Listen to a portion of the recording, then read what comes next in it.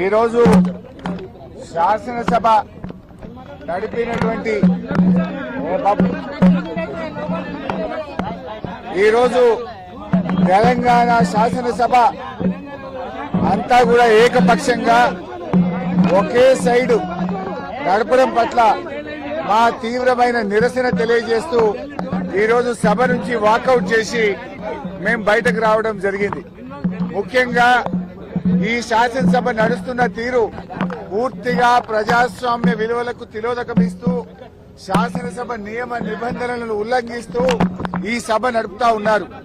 మొన్న BAC meeting కు గంటన్నర సేపు ఆలస్యంగా వచ్చారు. మేమంతా పోయి కూర్చుంటే గంటన్నర దాకా బీఏసీ మీటింగ్ కు ప్రభుత్వం రాలే. బీఏసీ మీటింగ్ లో తీసుకున్న నిర్ణయాలు వేరు, ఈ రోజు శాసనసభలో బీఏసీ నిర్ణయాలని చెప్పి పెట్టింది పూర్తిగా వేరుగా పెట్టారు. బీఏసీలో 7 రోజులు అసెంబ్లీ నడుపుతామని, తర్వాత మళ్లీ బీఏసీ పెట్టి ఎన్ని రోజులు జరపాలో నిర్ణయిస్తామని బీఏసీలో నిర్ణయం జరిగింది.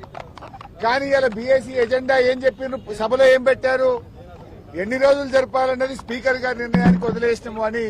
అంటే బీఏసీలో తీసుకున్న నిర్ణయాలను కూడా తప్పుదో పట్టిస్తూ సభను తప్పుదో పట్టించారు. ఇక సభ నడిపే తీరైతే పూర్తి అధ్వాన్నంగా ఉంది. ప్రధాన ప్రతిపక్షానికి మాట్లాడే అవకాశమే ఇవ్వడం లేదు. మూసీ మీద చర్చ జరిగినప్పుడు మేము కొన్ని ప్రశ్నలు సంధించాం. ఏ ఒక్క ప్రశ్నకు ప్రభుత్వం సమాధానం ఇవ్వలేదు.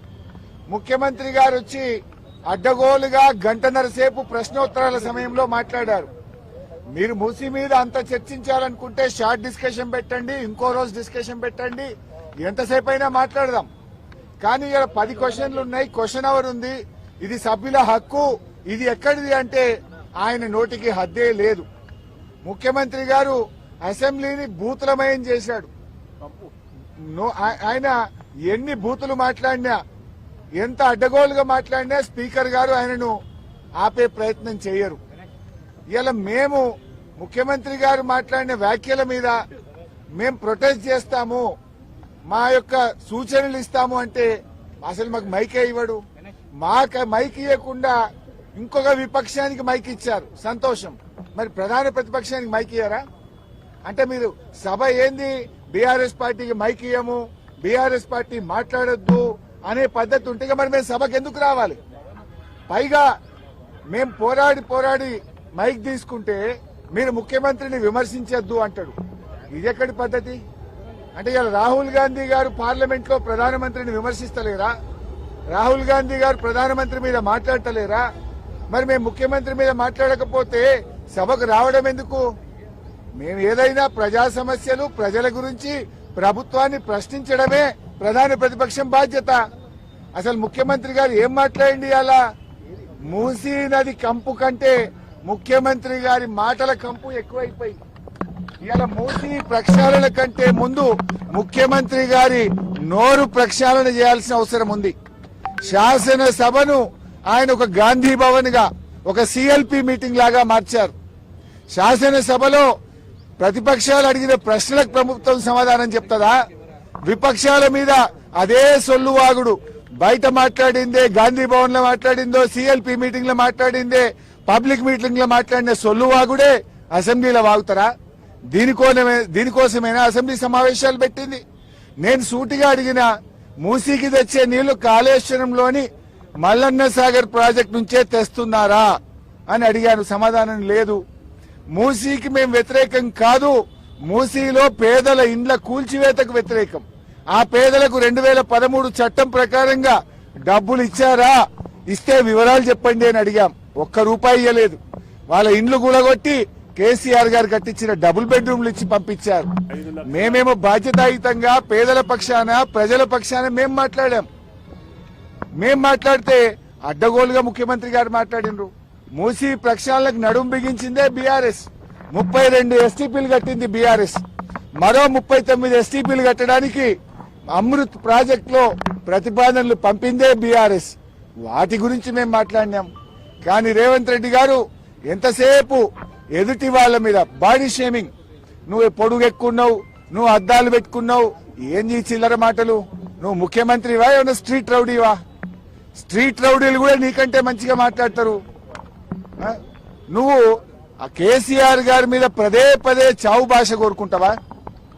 తెలంగాణ తెచ్చిన నాయకుడు, ప్రధాన ప్రతిపక్ష నాయకుడు, 10 ఏళ్లు ముఖ్యమంత్రిగా చేసిన కేసీఆర్ గారిని పట్టుకొని అడ్డగోలు మాటలు మాట్లాడతావు. నువ్వు ఒక తెలంగాణ ద్రోహివి, నువ్వు ఒక నీళ్ల ద్రోహివి.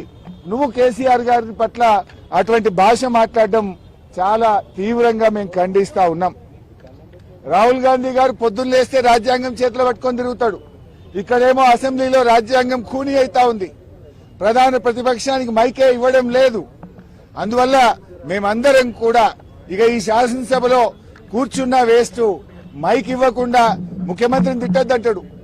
స్పీకర్ గారు ఆన్ రికార్డ్ అక్కడ కూర్చొని మీరు ముఖ్యమంత్రి గారి మీద విమర్శ చేయొద్దు అంటాడు. అనొచ్చా అట్లా? స్పీకర్ ముఖ్యమంత్రి గారి మీద మీరు మాట్లాడితే మీ మైక్ కట్ చేస్తా అంటాడు. మరి మేము ఉండేందుకు అసెంబ్లీలా? స్పీకర్ గారి పక్షపాత వైఖరికి నిరసనగా ఈ శాసనసభ ఈ సెషన్ ను బీఆర్ఎస్ పార్టీ బహిష్కరించాలని నిర్ణయం తీసుకున్నది. స్పీకర్ గారు, మీరు సభలో అందరికీ సమాన హక్కులు కల్పించే బాధ్యత మీకు ఉంటది. మీరు మా దిక్కు చూడరు, మాకు మైక్ ఇయ్యరు. మేము ఒక అక్షరం మాట్లాడగానే మైక్ కట్ చేస్తారు. అంటే ముఖ్యమంత్రి గారు గంటన్నర మాట్లాడితే ఏముండదా? సభలో అందరికీ సమాన హక్కులు ఉంటాయి. ఆయన నోటికి అడ్డు అదుపు లేకుండా చిల్లర మాటలు వ్యంగ్యంగా అడ్డగోలుగా రేవంత్ రెడ్డి మాట్లాడితే నువ్వు ఆపే ప్రయత్నం చేయవు. అన్ని సత్యదూరమైన అబద్దాలు మాట్లాడితే దాన్ని నువ్వు మాట్లాడవు. ఇవాళ అవినీతి గురించి మాట్లాడుతుండు. అవినీతికి ఇవాళ రేవంత్ రెడ్డి గారు అడ్డాగా మార్చిండు. రాష్ట్రంలో ఎప్పుడు లేని ఇవాళ ఏ బిల్డింగ్ కు పర్మిషన్ రావాలన్నా, యూసీ ఇవ్వాలన్నా స్క్వేర్ ఫీట్ కు ఒక ఆర్ఆర్ ట్యాక్స్ పెట్టిండు. ఆర్ఆర్ ట్యాక్స్ పెట్టింది నువ్వు కాదా? హైదరాబాద్ లో ఏ బిల్డర్ని అడిగినా బిల్డరు చెప్తారు కదా, యూసీకి ఎంత తీసుకున్నావు, లేదా బిల్డింగ్ పర్మిషన్ కి ఎంత తీసుకున్నావు, ఫైనాన్స్ లో బిల్లులు రావాలంటే 30% కమిషన్, ల్యాండ్ కన్వర్షన్ కావాలంటే 30% కమిషన్. ఈయన ఇంకా పైగా అవినీతి గురించి మాట్లాడుతుండు. అసలు నీకు మాట్లాడే నైతికత ఉందా? ఈ రాష్ట్రాన్ని అవినీతిమయం చేసినావు. ఫైల్ కదలాలంటే ఒక రేట్, పని కావాలంటే ఒక రేట్, అన్నిటికీ అఫీషియల్ గా కరప్షన్ కు కూడా ధరలు నిర్ణయించిన నువ్వు మా గురించి మాట్లాడతావా? ఇవాళ ఈ ప్రభుత్వం యొక్క తీరును, శాసనసభ నడుస్తున్నటువంటి తీరు, స్పీకర్ గారి వ్యవహార శైలి ఇలా చాలా దారుణంగా ప్రజాస్వామ్య విలువలు పడిపోయే విధంగా ఉన్నాయి. మా గొంతు నొక్కుతా ఉన్నారు, మాకు మైకు ఇవ్వడం లేదు.